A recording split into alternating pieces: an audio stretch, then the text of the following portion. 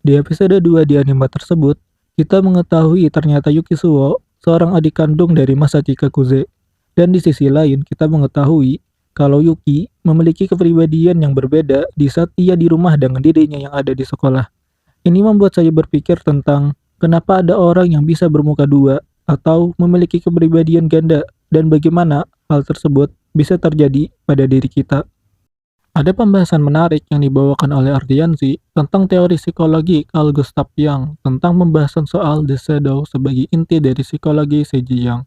Secara singkat, The Shadow adalah keadaan diri kita yang utuh dan otentik, namun harus tertutupi atau tertekan oleh norma dan penerimaan sosial karena diri kita yang otentik tersebut bertentangan dengan nilai yang diterima oleh masyarakat dan berakibat pada kita menutup diri kita yang utuh dan otentik tersebut agar dapat diterima oleh masyarakat dan lingkungan di sekitar kita. Sebagai contoh, kita terlahir sebagai seorang psikopat. Mau bagaimanapun, masyarakat tidak akan bisa menerima diri kita tersebut, karena masyarakat menganggap diri kita bisa mendatangkan keburukan bagi mereka. Sebagai makhluk sosial, kita tidak ingin keberadaan kita ditolak dan dikucilkan, dan berakibat kita sendiri akan menggunakan atau mengenakan topeng kehidupan agar diri kita dapat diterima oleh orang lain dan sambil menutupi jati diri kita sebagai seorang psikopat. Tepat di sini, kita bisa membahas tentang seseorang yang bermuka dua. Orang yang bermuka dua itu memiliki keperluan untuk diterima di masyarakat, dan di sisi lain, ia terlahir dengan sebuah fakta kalau ia mengemban sifat-sifat yang dibenci oleh masyarakat.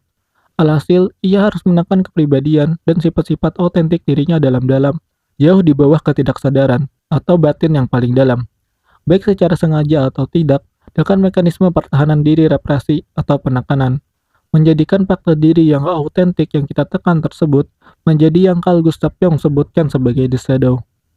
Namun, karena itu fakta autentik yang tidak bisa dihilangkan dari diri kita, karena sudah menjadi bagian dari diri kita sejak kita dilahirkan, fakta tersebut akan selalu menggerogoti diri kita, selama diri kita mengabaikannya dan menekannya. Kita lambat laun akan kehabisan energi untuk menghindar dari fakta tersebut. Alhasil, fakta tersebut akan keluar dari diri kita dan seolah-olah mengambil alih diri kita, dan kita akan bertindak untuk memenuhi fakta tersebut yang selalu kita tekan dan menampakkan jati diri kita yang sebenarnya, yang otentik, yang diri kita benci dan orang lain juga benci. Itu adalah akhir dari diri kita yang tidak bisa lagi menekan fakta diri kita yang selalu kita hindari. Dan dari sinilah keadaan kita bisa bermuka dua itu terungkap. Jika kita angkat masalah ini kepada Yukisuo, dia memiliki kepribadian ganda antara menjadi seorang putri yang sempurna dan juga seorang tomboy yang mengganggu dan meresahkan orang lain. Bukan kepribadian ganda yang masing-masing memiliki kesadaran tersendiri yang otonom dan saling bermusuhan di dalam batinnya. Ini hanya sebatas bagian dari keinginan untuk diterima secara sosial oleh masyarakat di sekitarnya, yang tidak akan menerima dirinya secara utuh dan autentik. Yuki menggunakan topeng kehidupan agar ia dapat diterima oleh lingkungan di sekitarnya yang tidak akan menerima dirinya yang utuh dan autentik. Hasil dari menekan jati diri ini menyebabkan kelelahan mental karena mencoba melawan fakta yang menjadi bawaan sejak lahir. Akibatnya, ia akan kelelahan secara fisik dan psikis. Dan cara untuk menenangkan hal tersebut adalah dengan mengungkapkannya di tempat di mana jati dirinya tersebut dapat diterima dan tidak dihakimi oleh orang lain, yaitu yang kita ketahui di anime tersebut, yaitu di rumahnya sendiri. Makanya, di episode 2 tersebut, ia hanya menampilkan sisi aslinya di rumahnya. Dan di saat di luar pas ia beli baju barang Kuze, ia kembali kepada topeng kehidupannya atau kepribadian gandanya.